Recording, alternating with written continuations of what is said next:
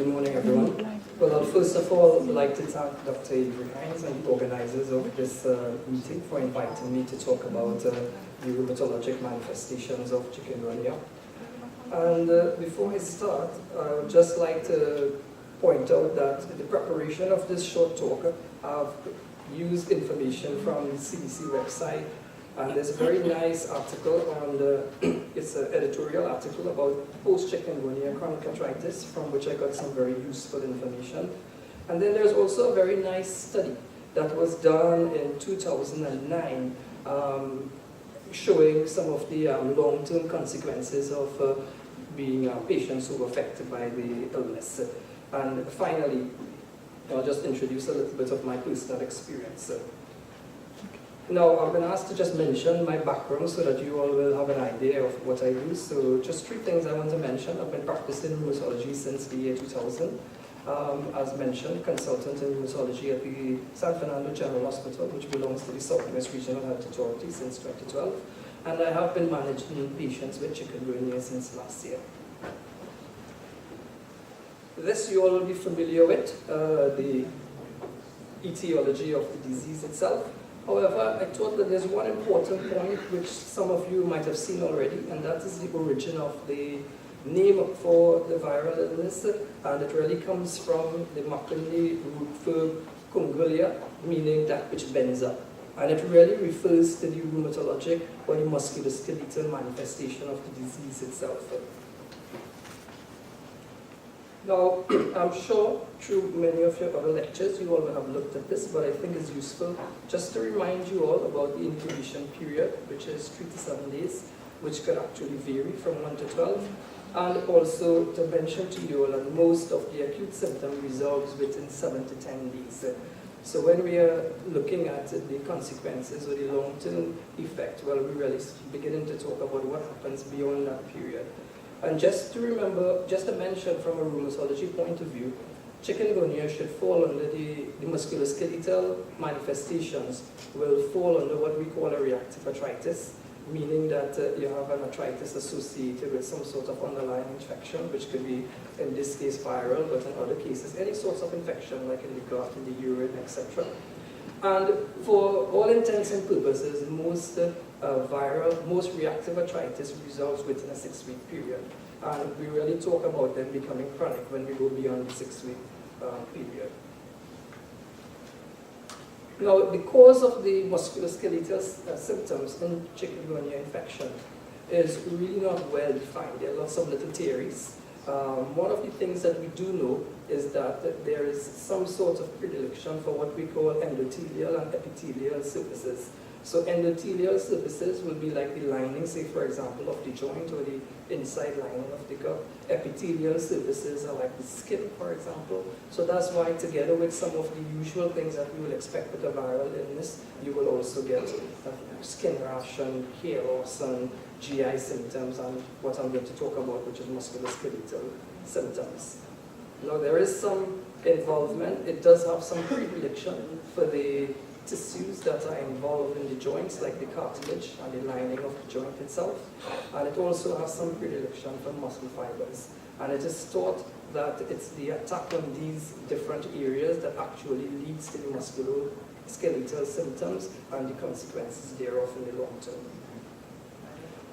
Now, it could present, the musculoskeletal symptoms can present in quite a few ways. You could get arthralgia, which simply means joint pain. You can get arthritis, which simply means inflammation of the joint. You could get myalgia, which really means muscular pain.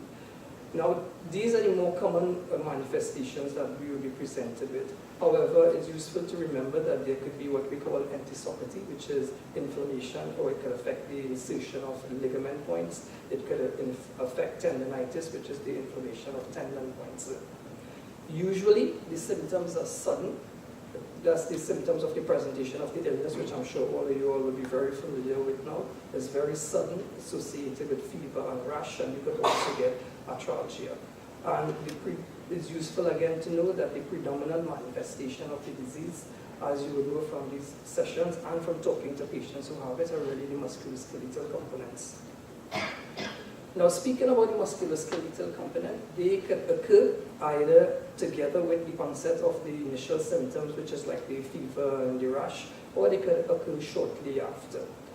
Usually these symptoms are worse on mornings, and there is some evidence that it gets better, it improves with mild exercise. However, any sort of vigorous activity or strenuous activity makes the symptoms worse. I'd just like to mention to you all that that sort of presentation with symptoms being worse first thing in the morning is actually very typical of almost all arthritic conditions. So you will have patients who are suffering from, say, for example, rheumatoid arthritis and psoriatic arthritis and other forms of arthritis complaining of this similar pattern of joint involvement. So that is where it usually becomes interesting for us. Patients could be crippled by these symptoms. And the symptoms are usually bilateral, meaning that they affect both sides of the body, and they are usually symmetrical, meaning that they affect the same joints. So they can affect, for example, both wrists, the fingers of both hands, both elbows, etc. There is a tendency for joints like the ankles, the wrists, the elbows, and the small joints of hands and feet to be affected. However, other larger joints, such as the knee and the shoulder, could also be affected. This phrase, migratory polyarthritis with synovitis, really refers to the fact that the joint symptoms can actually move from one joint to the next. And it could start off with just joint pain and could evolve into inflammation of the joints. There is an interesting point to note that the joints that are usually affected seem to be joints that have some sort of prior abnormalities. For example, joints that are affected with traumatic injury, osteoarthritis, joints that have been affected by osteoarthritis. And from my experience, I have found that most of my patients who have rheumatoid and other conditions which I treat, they also seem to have the joint that were formerly affected, also affected when this illness takes place. Now, the long-term consequences could be variable. So the majority of cases which I mentioned earlier on when I talked about a reactive arthritis are going to settle spontaneously.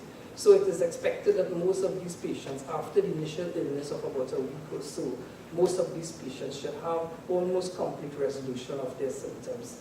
However, it could actually persist and you could get what we call the post-infective syndrome.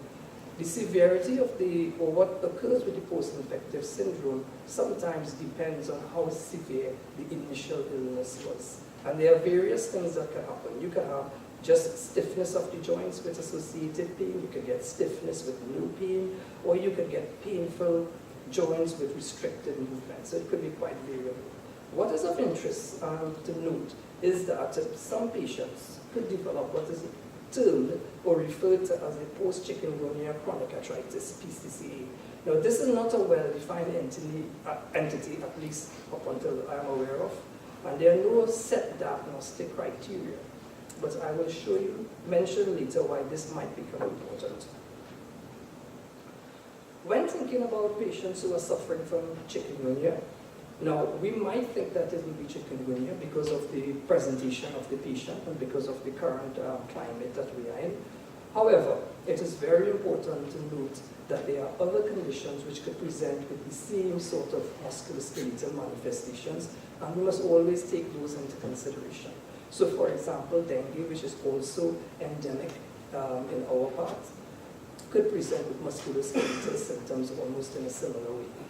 We have what we call post-infectious arthritis, and this really refers to arthritis occurring in patients who have any sort of infection, as I mentioned earlier on, probably from the bowel, probably from the urinary tract. So just bear these things in mind. And as I've also mentioned, there are other rheumatologic disorders, such as rheumatoid arthritis and psoriatic arthritis, which could present in a similar way. So when we are being presented with these patients, these are some of the things that should go through our head. And it's important to do so that we don't really miss any of the diagnoses. Now, I will not talk much about antigen testing for chikungunya because I know you will have gone through that in detail. And as I've heard earlier, there was a little bit of argument and discussion about it. So all I will point out here, just to remind you all, is that the viral illness could also affect the kidneys, so that kidney function tests are important. It could also affect the liver, so that liver function tests become important. But what is more important from the point of view of a rheumatologist are two things really. One is to check the inflammatory markers, and by inflammatory markers I mean blood tests such as what we call ESR and CRP, which tells us how much active inflammation we have going on in the system. And sometimes that could give us an idea of the degree of severity, and it could actually clue us into the fact that maybe there is something else going on if we find one of these inflammatory markers significantly abnormal as compared to what we would expect it to find. In addition, if patients, especially if patients are not resolving after the expected initial period, there are other things which should be considered, and these are, for example, doing tests for rheumatoid arthritis, which is what we call the rheumatoid factor, and there are some newer tests like your anti-CCP, and there are other tests for other forms of arthritis which should be considered if necessary and thought to be appropriate. Treatment from a musculoskeletal point of view is really simple and straightforward. Initially, of course, it will be in line with what we do for the viral illness on its own, which is like fluids and rest, which is the general necessity of most of these patients. However, when it comes to the joint symptoms, we always look at it from the management from a basic point of view and move up to what we consider a little bit more aggressive treatment. So if patients have mild symptoms, for example, they could manage to get away with using simple things like paracetamol. If patients' symptoms are a bit more severe, then we could use paracetamol in combination with the non-steroidal anti-inflammatory drugs. And these would be drugs such as Alfen and ibuprofen and Motrin and those sorts of drugs that you all would be familiar with. We could also consider using steroids if symptoms are very severe. And then there is always the option for physiotherapy, especially for patients who have gone through the initial period and are struggling quite a bit and do need some help. From my own personal experience, what I actually like to do with most of these patients, and you all could well imagine that if these patients are coming to me, it probably meant that they've gone through the acute period and that they would have had tried all the simple, straightforward treatment and still be suffering, and then referred to me for assessment. I would use a combination of the things like the paracetamol together with an anti-inflammatory, together with a low dose of steroids.